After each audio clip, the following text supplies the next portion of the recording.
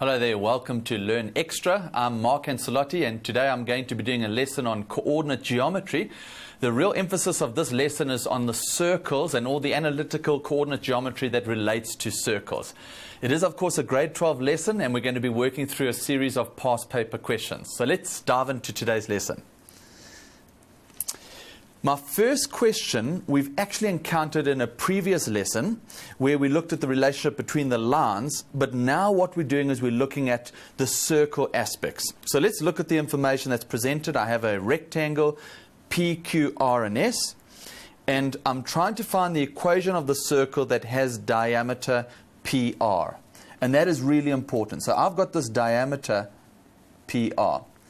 Well, hopefully if you're really thinking, the diameter means that it's passing through the center of the circle. And if I find the midpoint of the diameter, well, then that's the center of my circle.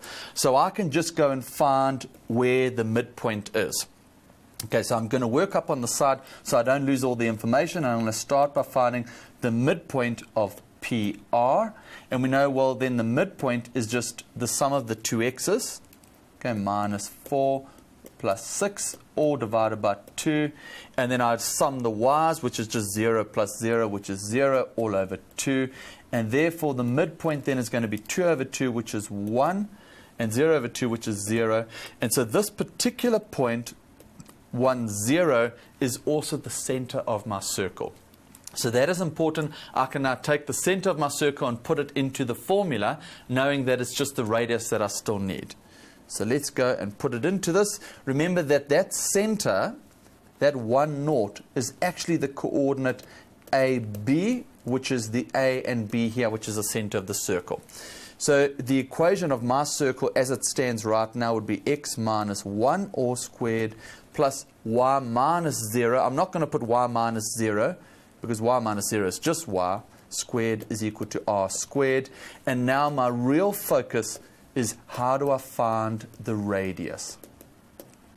Now there are a number of different ways in which you can go and do that. Look at the information, see how it's presented. I mean, the radius is just the distance from the center to any one of the outside lines. So you can use the distance formula to find the radius. I'm going to do a quick method for this particular question. So what I'm going to do here is I'm going to say, hang on, because the diameter is a horizontal line, I can see that the diameter actually is just the length of 10. Very, very easy. I'm going from minus 4 to 6. I've gone 4 units. I've gone another 6 units. And so I know that the diameter is 10 units. Okay? And so therefore, the radius is going to be 5 units. And so in terms of how I go and unpack this, remember that the radius must always be squared in the circle formula. And so the equation would be x minus 1 all squared plus y squared is equal to then 5 squared, which is 25. I want to dive in and do this one other way, just because I think it's such an important skill. So I'm going to do it one other way, even though we've got the answer, is I'm going to say, well, if I've got the circle equation, and there I've got it equal to r squared. Throughout this series of lessons that you've had, either on graphs or either on analytical geometry, we've always said if there is one unknown remaining to define your equation, and I'm not talking x and y, those are not unknowns to define the equation. If there is just one unknown, all you need to do is substitute in any coordinate that is on that particular line or curve. So when I look here, I know that it's just r that I need to find to define the equation. And so I say, are there any points whatsoever that would be on the curve? Well, if the circle has PR as a diameter, then R is on the circle, and so is P. And so I'm just going to substitute in 6, 0, because I can. So I'm going to say, let's substitute 6, 0. And so X is 6. So I'm going to get 6 minus 1 all squared plus Y is 0, and that would be R squared. Well, this is 5 squared, which then would be 25, which is R squared. And then I'm right there. So one way to always find the last unknown is to just substitute in a point. And so then the circle equation is x minus y squared plus y squared, which is 25. And remember, you can also use the distance formula. Let's look at the second part of this question. All right, and the second part says, show that Q is a point on the circle. All right.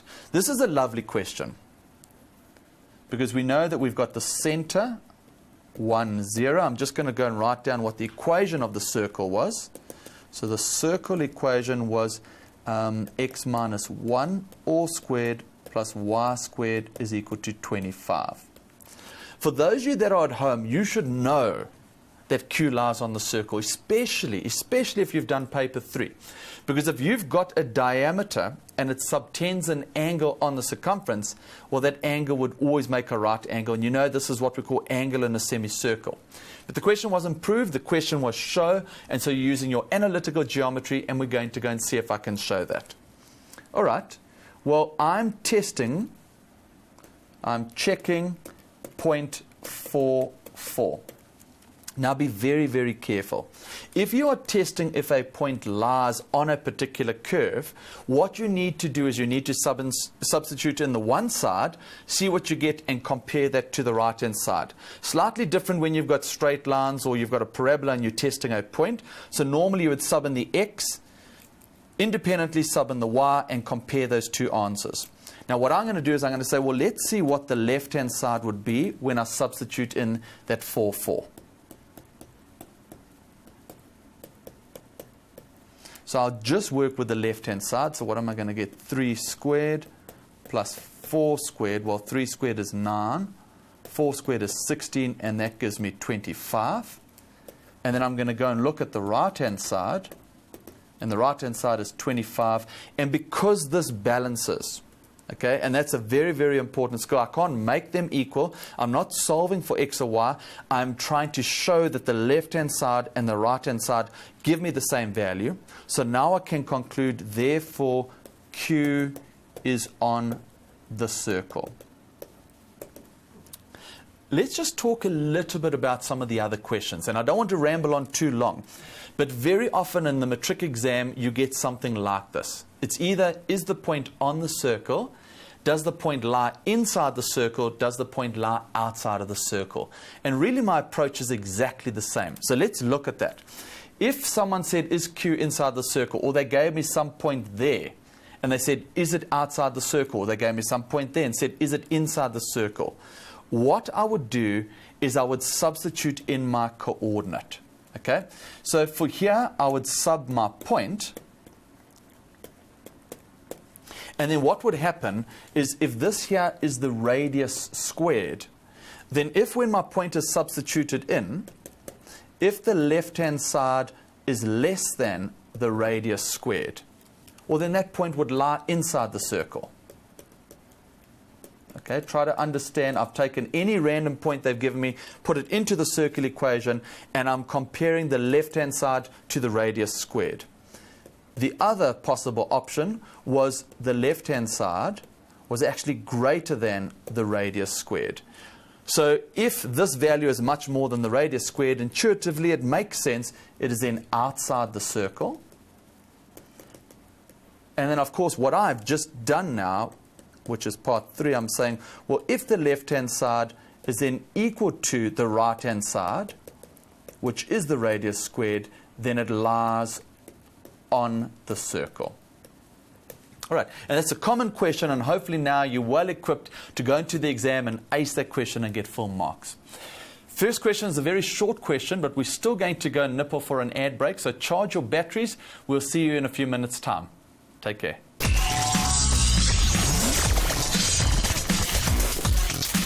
Hello, welcome back from the break. We're now going to question 2, which comes from the paper 2 November 2011 examination. It's a real challenging question, and I think we can learn so much from this. So pay special attention and try to follow as we work through the question. Okay, let's look at the diagram because it's quite a complicated diagram. They tell me that I have a circle with center B, -1, 1. When information is not on your diagram, I really strongly encourage you to put it straight on your diagram. It's going to be important going forward. So I know that this particular coordinate is -1, 1. Then they tell me that it has radius of root 20. Okay, so now the radius of root 20, let's just try and understand a little bit more. Well, this is B, which is the center of a circle. Lines are going out. I'm now going to try and find out where root 20 is. So I'm not too sure if that is BC or BA, so I'm going to read a little bit further. They tell me that BC is parallel to the y-axis. That means one of two things. Number one, I know that the gradients are the same, but when something is parallel to an axis, that is helping me to understand actually point C.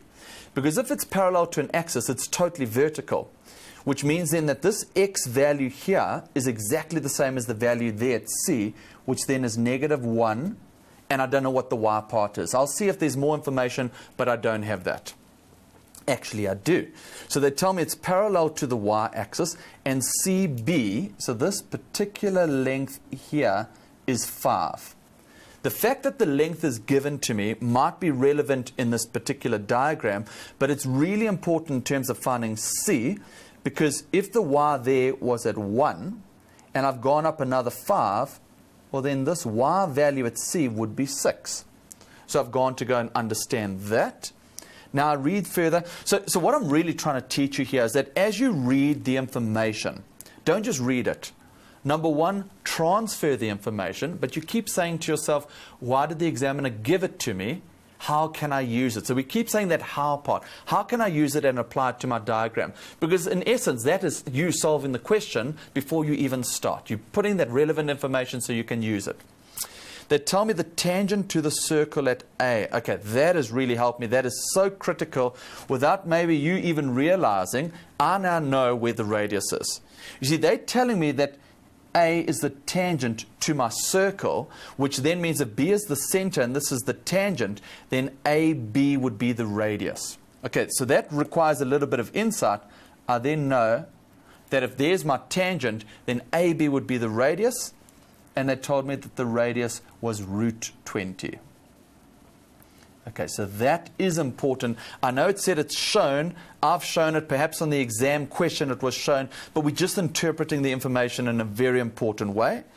Then they tell me that ABC, so let's go, ABC is equal to ADO, which is theta.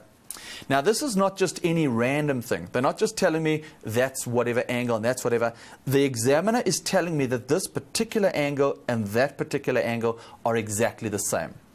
There must be a reason for that.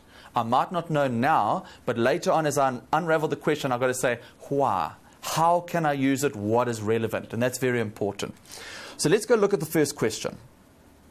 First question, determine the coordinates of C. Well, that's nice. While I was interpreting the whole question and looking at this relationship of B and C being vertical and being given the height, I've actually inadvertently solved for C. So C has coordinate -1, 6. Okay, that's nice. Remember that. I'm going to use that for every aspect going forward. Okay, so I have all of that. Let's now go to question 2. Part 2 asks us to calculate the length of CA. So when I look at my diagram and I've transferred the information here, I'm saying, well, if I want the length from C to A, well, I've got the coordinate of C, and if I had the coordinate of A, well, then it wouldn't be too difficult. I would just use the distance formula. But I'm looking and I'm thinking, I can't find part A. And if you had the luxury like I have where I can scroll down, I'm asked to find point A much further down in like question 3, 4, or 5. So I know I don't have coordinates for A. So I'm really stumped in terms of how do I find that actual distance. And I know that I have the distance AB, which is the radius, which they gave me as root 20. I know that I have BC, which is 5. And so this is where you had to read your question with real meaning and attach some of the information and interpret. So they said to me that B is the center. This AC, or point A, is a tangent to the circle. And if you had just read superficially, like I did in part 1, I just glossed over, waiting to see if you would notice something. If you've got a tangent to a circle, what do you know about that relationship between the tangent and the radius? Yeah, they're perpendicular. So when I look at my diagram, what I should really put in there is this right angle. That is such an important piece of information because you've got a radius, you've got a tangent, and you know that they are perpendicular at the point of contact. And now that changes the whole dynamic of my question. Because I have one length, which is given. I have another length which is given, but I now notice that I've got a right-angled triangle. And so, of course, this just comes down to a really simple Pythagoras question. But we wouldn't have been able to do Pythagoras unless we're applying that particular skill, tangent and radius. So then I'm just going to go and say, well, AB squared, I'm not going to overcomplicate. I'm just going to say, well, the basics, AB squared plus AC squared is equal to BC squared. And that's Pythagoras' theorem. And so let's just go AB squared, well, that would be root 20 or squared, plus AC squared is then going to be BC squared, which is 5 squared. And when I go and rearrange, well, that just becomes 20. That's 25. So AC squared is 25 minus 20, which is 5. And so AC would then be equal to the square root of 5. Very important. Put that in your diagram. A very, very, very useful trick by knowing that we're dealing with tangents and we're dealing with radii. Read carefully. There is so much contained in the question which is going to change your approach to how you go and solve. Okay, let's move to part 3. Part 3 now says to me, find the value of tan of theta. Okay, so I've transferred the important information that I needed from the previous question. If they're talking tan of theta, well, there's a theta, and there is a theta. Now, please understand, no one wanted theta. The examiner didn't say find theta. The examiner said find the tan of theta. Now, the tan of theta is a ratio. And you know from grade 10 trigonometry that tan tells you something, okay? So if you've learned SOHCAHTOA or whatever riddle you've got, we know that when I've got the tan of theta, that will be the opposite over the adjacent side. So now I've got to look and say, do I have a right-angled triangle? And well, it's answered beautifully over here. There is a right-angled triangle, and that's what we emphasized in the previous example. I know that I have an opposite. I know that I have an adjacent. And so when I go and find the tan of theta, well, that's not too difficult. It is the opposite over the adjacent, which is root 5 over root 20. But I don't want to leave this like that. I want to actually try and write it into a simpler form. Okay, so I know that if I'd put this on a calculator, it would have worked it out nicely, but I'm going to rationalize myself. Root 20, I'm going to write as the square root of 4 times the square root of 5. And then that's going to work out nicely, because then I know that root 5 will cancel with root 5, goes in once, and root 4 is going to be 2, and so the tan of theta is 1/2. Beautiful, beautiful question. It's very basic in the execution, but the understanding is really quite deep. Okay, so let's now go to our next question. I'm now 2.4, which says show that the gradient of AB, okay, so I'm going to go to the gradient of AB. I somehow need to show that this gradient is equal to -2. Now, we often talk about that show. Show something is, show something. That's because it's probably going to be useful later on. The examiner could very equally have said, find the gradient of AB, and for the same number of marks, and it doesn't change the way in which you approach the question. So you at home need to always say to yourself, the fact that the examiner says show that means in the very next question, let me look to see, can I use that? Is it relevant to me going forward? And that's a wonderful exam skill. Remember that in every aspect of paper 1 and paper 2. So let's just think about it. I need to show that the gradient of AB is -2. I don't have that particular point. Okay, I do have this particular point B, but I know that there's a right angle which is linking this pink gradient, and let me just use another color here. So the pink gradient, or the pink line, and the yellow line are linked to each other. They are perpendicular. So I know that there is a relationship between their gradients. And I'm just saying to myself, 2 marks. I mean, I could solve simultaneously. I can do a whole page of working. But 2 marks says to me that I'm going to get to the answer fairly quickly. And so this is where you go and say, where have I come from in terms of this question? The examiner may scaffold things beautifully. So if I go back to part 2.3, 2.3, we deduced that the tan of theta was a half. So let me take this to this page. Okay, so I know that for this particular question, the tan of theta is equal to 1/2. So in here, the tan of theta is a half. That's great. But remember at the beginning of the question, I said to you that the examiner has linked the two thetas, very importantly. They didn't just say this is x and this is y. The examiner said that is theta and that is theta, which means it's the same angle. So let's now go and look at the other theta and see what we can deduce. And it's a beautiful, very clever question. Over here, this theta is significantly different to that theta, not in value, but in its position. You see, this theta over here is actually making an angle with the positive x-axis. And so when it makes an angle with the positive x-axis, that particular theta, tan of theta, is equal to m. Remember this on your formula sheet? The angle of inclination is this particular angle theta. And when I take the tan of the angle of inclination, it gives me the gradient. What a beautiful question. So now I know that the gradient of the actual yellow line, let's work in yellow over here, the gradient of the yellow line is actually equal to a half. And so then I can go and link the other gradient. Let me write something down so you can follow what I'm doing. Okay, so what I'm going to do is I'm going to say, since the tan of theta is equal to 1/2, therefore the gradient of line, what is it, AC, DC, AC, anywhere along there, I'm going to just say DF. Okay, therefore the gradient of DF would be equal to 1/2.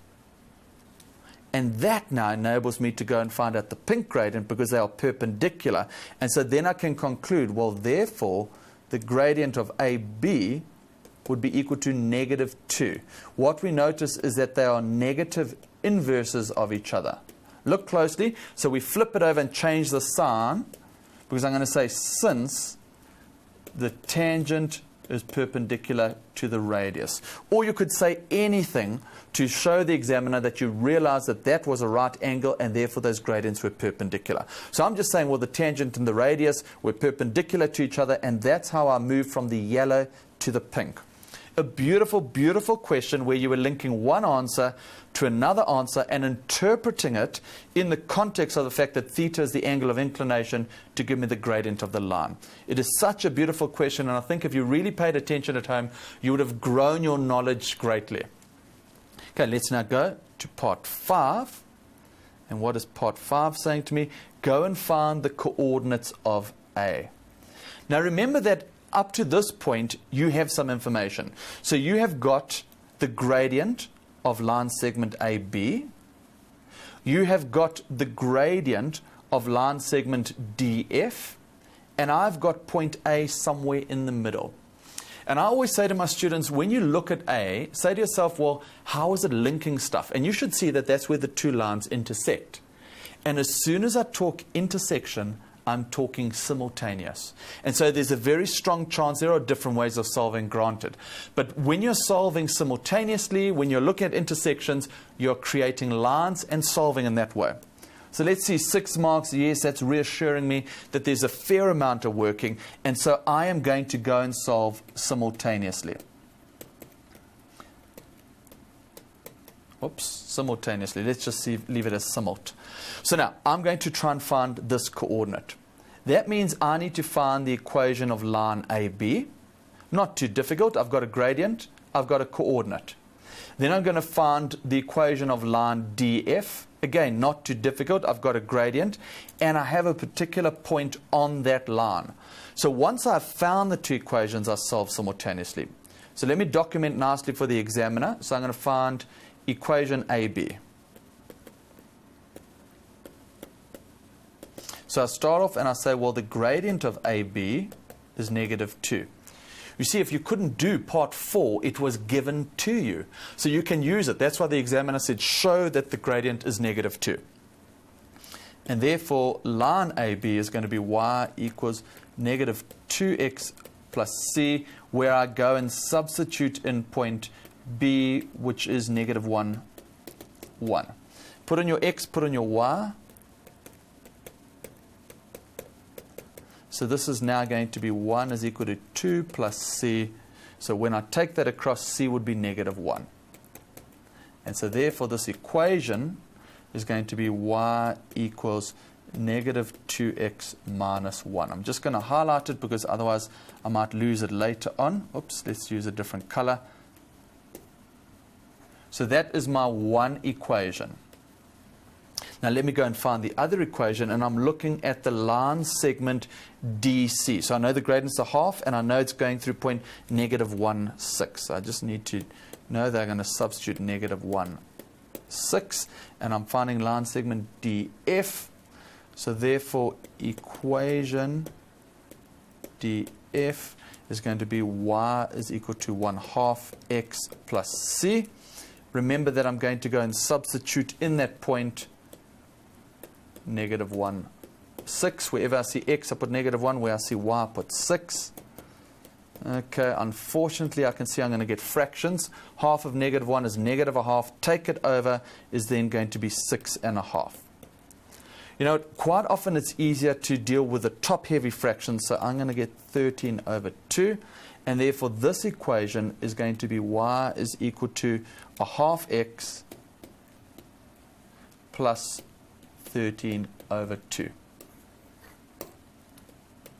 Now, if you've been paying attention, the intersection of those two lines coincides with A. And so what I'm now going to do is I'm going to solve simultaneously, get my A, and that is going to be that point of intersection.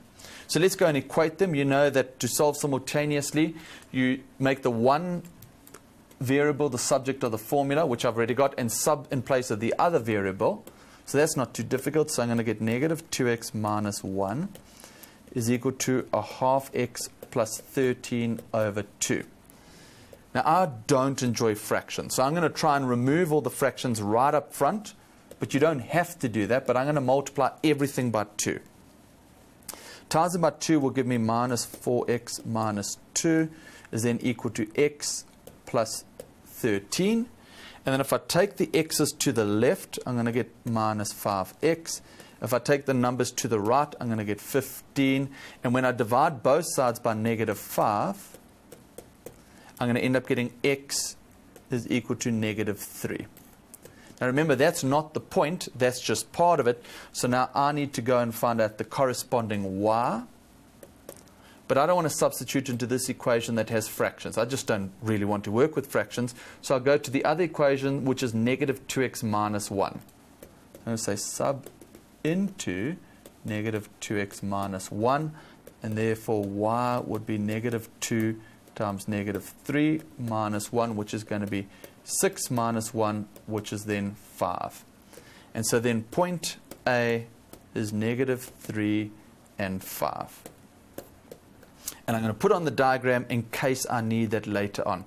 I'm also just going to quickly look at my diagram to see in the context of that diagram, negative 3, 5, yes, it is negative. Yes, it has gone up. Negative 3, 5 is very, very possible in the context of this question. I haven't mixed my signs up. Nasty question, but it's something that will come up. Your ability to find the point of intersection between two curves, and they needn't both be linear, is always when you make the one equation equal to the other, intersection equals simultaneous, look out for it, it's going to come up. And then let's look at the last part of this particular question. And the last part of this question now says, calculate the ratio of the areas of triangle ABC to the area of triangle ODF. Let's do one thing at a time.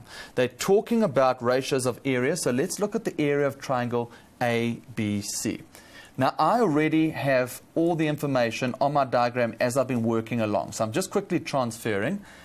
The nice thing is I know that this is perpendicular.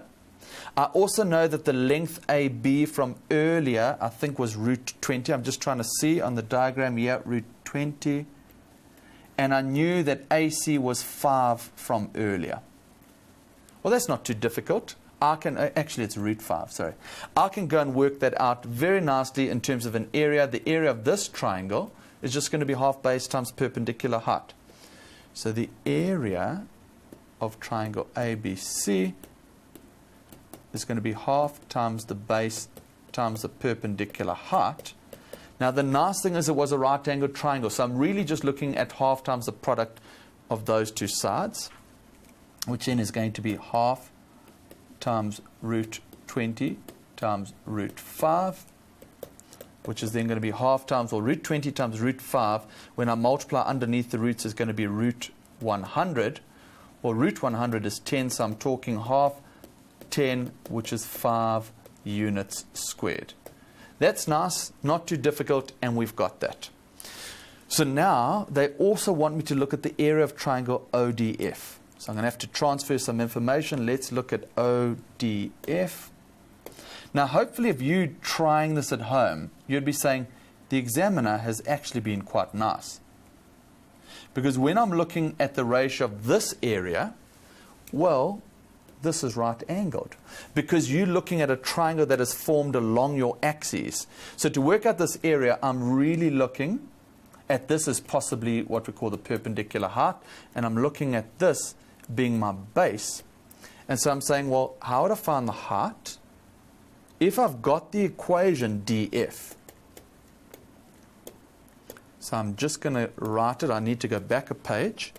The equation DF was the green, which is a half x plus 13 over 2.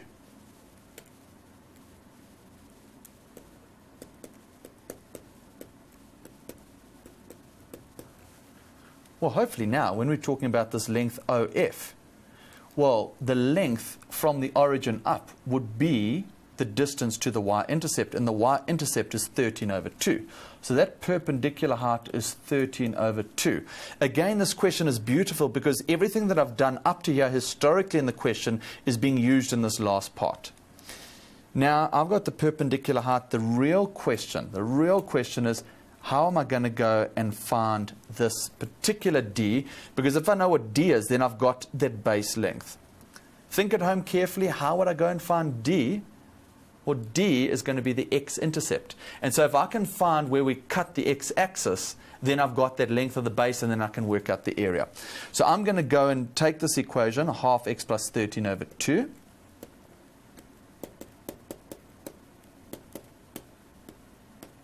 And I'm going to find the x-intercept. And if I find the x-intercept, what that means is I'm going to go and substitute that y is equal to 0. Okay, remember that is a skill that we've learned for many, many years. So 0 is equal to 1/2 x plus 13 over 2. Okay, I don't like these horrible fractions, so I'm going to times everything but 2. So then 0 is then going to be x plus 13, and therefore x will be negative 13. So this now is actually the coordinate for D. But that then tells me that my particular base is just 13 units. So I'm not interested in the sign, that's just telling me the direction I've gone. And so therefore the area of, what is it, ODF? Area of triangle ODF is going to be half times your base, which will be 13, times by your perpendicular height, which was where your line cut the y-axis. And so there was my perpendicular height. And then I'm going to work out what this is. And so this is going to be, if I just times the tops, 13 times 13 is 169. And if I times the bottoms, 2 times 1 times 2 is 4. This will be the area of that particular triangle, 169 over 4 units squared. Now, I don't think I'm finished, because there was a little bit more. It says, calculate the ratio of their areas and then simplify your answer. Well, then the ratio of the areas is going to be, I think it was 5, was it? Yes, I've got 5 units squared. So it would be 5 is to 169 over 4. And from grade 8, believe it or not, when we played with ratios, we always said we don't ever want a ratio in simplest form that has a denominator. You want whole numbers with all common factors gone. So I'm going to times both sides by 4, And so the ratio of the areas would be 20 is to 169. Sure, that was a challenging question, and that appeared in last year's matric examination. So just make sure that you can do those questions, and remember that everything comes back to the basics, interpreting what the information is giving you so that you can then go and solve. I think we've all deserved a little break, so we're going to take a break, and I'll see you shortly after we've seen some adverts. Take care.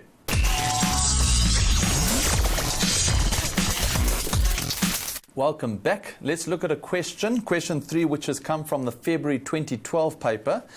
And it's dealing with circles again and the relationship between centers, radii. There's a whole lot of number crunching that we're going to do in this question.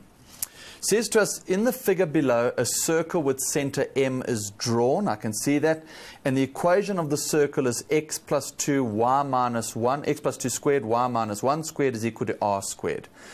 And then they tell me that S1, negative 2 is a point on the circle, and SR is a tangent. So what that is telling me is that point S is both on the circle and it's on the tangent line, which is quite important. So now we have to go and answer, what does it ask me? Find the coordinates of M and the radius of that particular circle. Well, that's not too difficult, because we know that very often we have to do a bit of manipulation to get it into this form.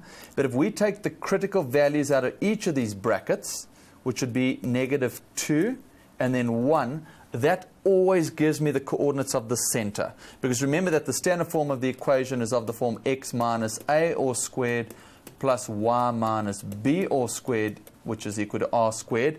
And we know then the center is always a, b. So you know that these coordinates are opposite in sign to what appears in the bracket. So that's not too difficult. I know that m is going to be negative 2, 1. So let's just go down and we'll tell the examiner that the center, okay, is negative 2, 1. But there's more. They want me to find the radius. Well, there are a number of ways in which you can do that. You can go and find the distance formula, and remember that that is going to give me the radius. Or, of course, once you've got the equation of the circle, you can just substitute any coordinate into that equation. But I'm just going to go and use the distance formula.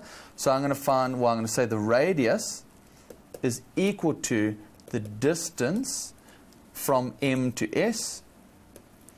And so then I just say to myself, well, that would just be the square root change in x, which will be minus 2 minus 1, all squared, plus then the change in y, which will be 1 minus negative 2, all squared. And so negative 3 squared is just going to give me 9.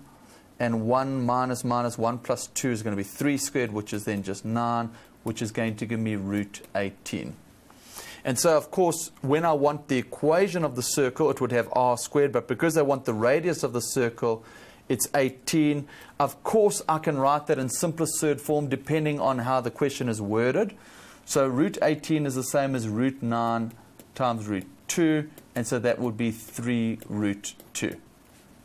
Okay, so that's the first part. Not too difficult, but very often it is important, because then I've got this particular m, and that was what I needed going forward. So part 2 then says to me, go and find, where am I, the equation of the tangent RS. All right, we've seen this a number of times. When you've got a radius and when you've got a tangent, we know that they are perpendicular. And so I have got the coordinate of point M. Remember that M is negative 2, 1. This is such a typical kind of question. Find the equation of the tangent. You've got the gradient. You've got the coordinate of M. You've got the coordinate of S. I can find the gradient of MS.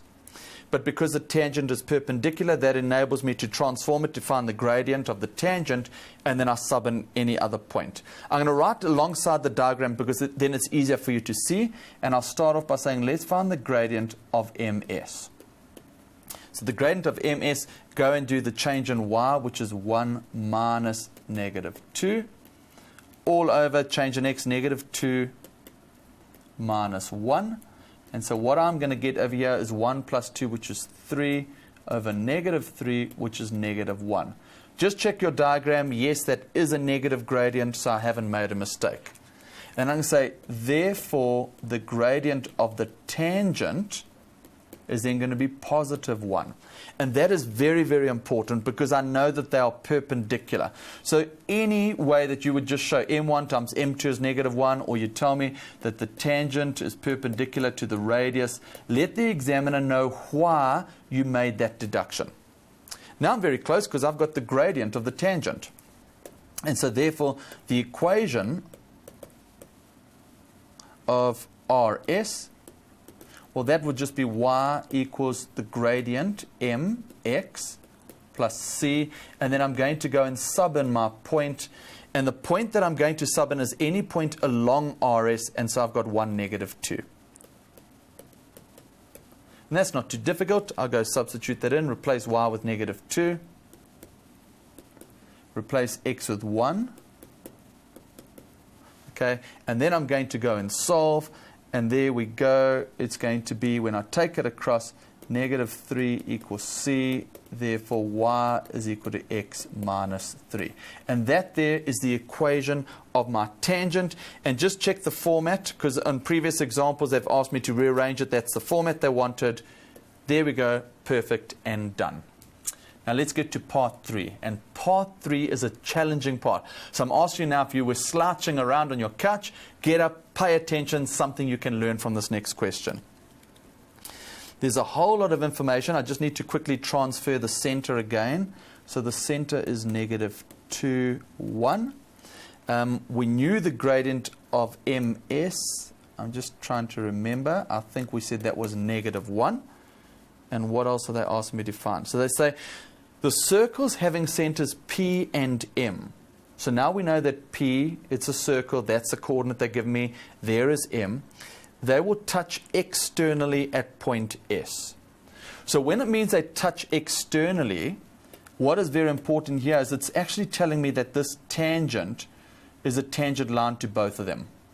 And so that also then means that if this line is perpendicular, if this radius ms is perpendicular to the tangent, and of course if this is a tangent to the circle ps, and that would then be perpendicular, well then we know that MP is one straight line, and that it flows through both circles. Alright, so I know then that the gradient of SP is a gradient of MS, and the gradient of that whole line is negative 1.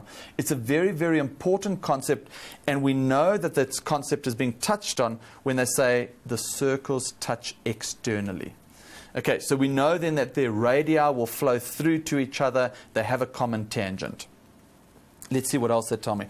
If MS to MP is 1:3, that's important. MS to MP is 1:3. Now you at home need to think very carefully, what concept am I dealing with? Because generally speaking, there are 3 concepts in analytical. We're talking gradient, midpoint, or distance. And of course there is the angle of inclination and some circles and other stuff. But generally it comes down to those 3 concepts. So if I'm looking at MS, MS is to MP, well MS is a line segment. MP is a line segment. If I'm talking, I'm not talking their gradients, I'm actually talking their distances. So there is some relationship involving their distances. Then they asked me to go and solve for AB. So I'm briefly going through the whole question, and I'm going to come back and unpack it. But if I'm solving for A and B, that's 2 unknowns. If I have to solve for 2 unknowns, then I say to myself, well, maybe there's some clever trick, or 2 unknowns, 2 equations simultaneously. Okay, so be aware of that. I'm just thinking conceptually, what have I seen in the past when I've encountered these kind of exam questions? Solving for 2 unknowns usually means the intersection or creating 2 equations. I'm going to solve simultaneously. And you know, the mark allocation is such an important part of your solution. 8 marks, it doesn't tell me the degree of difficulty, it tells me how far I have to travel. There is going to be a substantial amount of working to get all 8 marks, so don't think you get the answer very quickly. You have to be methodical and work through this question. So I'm going to go and I'm going to say MS to MP. Let's try and work that out. MS to MP. Well, then I'm going to say MP would actually be 3 lots of MS. Think about that. If MS to MP is 1/3. So this is the ratio of 1:3. Then I'm going to say, well, the whole distance is going to be 3 times the distance of MS. And the reason why I'm doing that, okay, is because then I can actually create an equation where just A and B are the only unknowns. Now, hopefully you know what MS is. MS was the radius, okay? The radius of the circle, if I just go back, if I remember correctly, it was √18. Where did I get it? Yeah, the radius of the circle is √18. So now I can go dive in. And let's do some working. So MP, that distance, is going to be 3 times the distance of the radius, which is 3 times √18. And so now I'm going to go and work out the equation, work out the distance formula for MP. So MP, let's just go and say the change in x, so it's going to be A minus -2 all squared. Plus then is going to be the y, which then is going to be b minus 1. And you'll notice that I'm deliberately trying to find any way to include a and b into my formula, because then I can go and solve. So this is going to be what? A plus 2,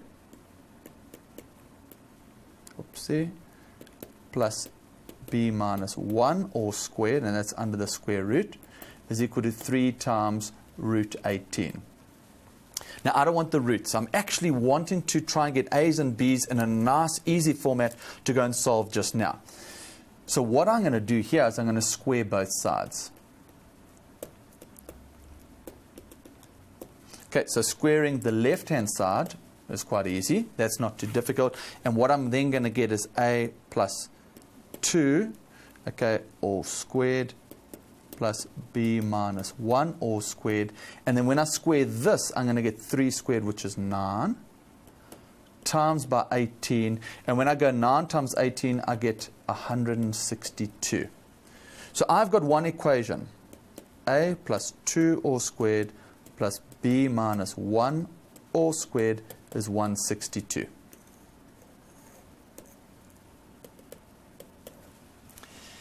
You somehow need to create another equation, because you know in order to solve for 2 unknowns, it's not going to be that obvious. There are 2 unknowns, 1 equation, I need another equation. So I'm going to go back to my diagram and say, is there another way that I'm going to be linking a and b in any other equation? So let's go back to the diagram. And I say, is there any relationship? Well, yes, actually, because a and b, these points are going to be lying on the line MS.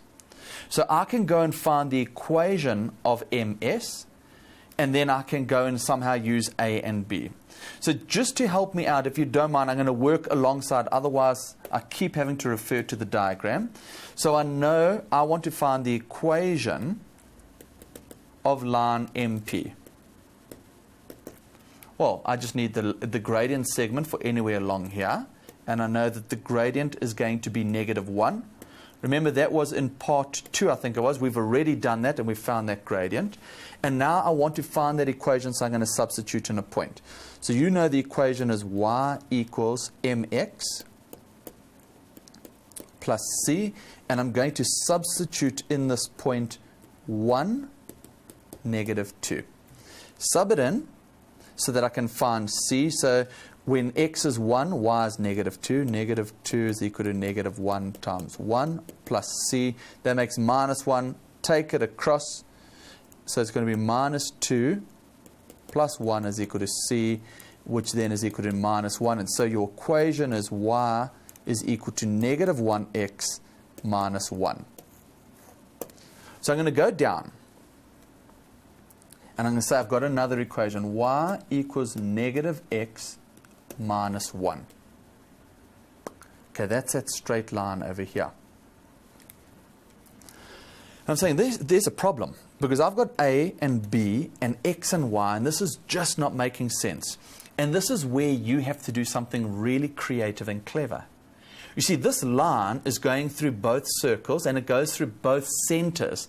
And so I know that the point AB, so if I write here point AB, is on that line, which then means that if I had to substitute in here, B is -a minus 1. if I go and substitute in that particular point into the line that runs through those centers, A and B lies on that, and therefore the relationship will always be B is equal to negative A minus 1. And it's at this stage now that you're ready to do some of the nasty algebra. So leading up to this point involved quite a bit of mathematics. Now it's easier mathematics in terms of your process. I'm going to solve simultaneously. I'm going to go and take B and replace it with that negative A minus 1. Okay, so let's now go and solve. And I'm just going to be solving simultaneously, and now I'm just doing some quadratic stuff.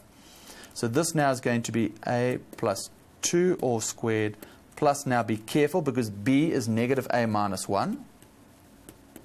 And then I still had a minus 1 all squared, and that is equal to 162. So this is A plus 2 squared plus the negative A minus 2 all squared. And now I'm going to go fairly quickly. So I'm going to square my inner bracket, A squared plus double the inner product, 4A plus 4. And then over here, plus square the first term, which is just going to give me an A squared. Double the inner product. Well, it's minus 2 times minus A is positive 2A. Double it is plus 4A. And square the last term, which is plus 4. And that is equal to 162. And then I'm going to take everything over. So I'm going to get... well, I'm going to bring the 162 over. 2A squared plus 8A. Now I'm going to have 4 and 4, which is 8. And that 8 is going to minus 162, which is going to give me negative 154. This is a quadratic. At any stage, you can use the quadratic formula. I'm going to divide every single term by 2. So I'm going to get A squared plus 4A minus 77. This is looking nice. Because 77 can be broken down to 7 times 11, whose difference is 4. So now I'm getting something which is really nice. So what am I going? I'm saying A minus 7, A plus 11. And so then I'm going to get, well, then A is equal to 7 or A equals minus 11. Now, I know that there are two answers, but I know that the circle is in one particular quadrant, and so I just need to see, can I accept both of these, or am I going to restrict them based on the information or the positioning of that center?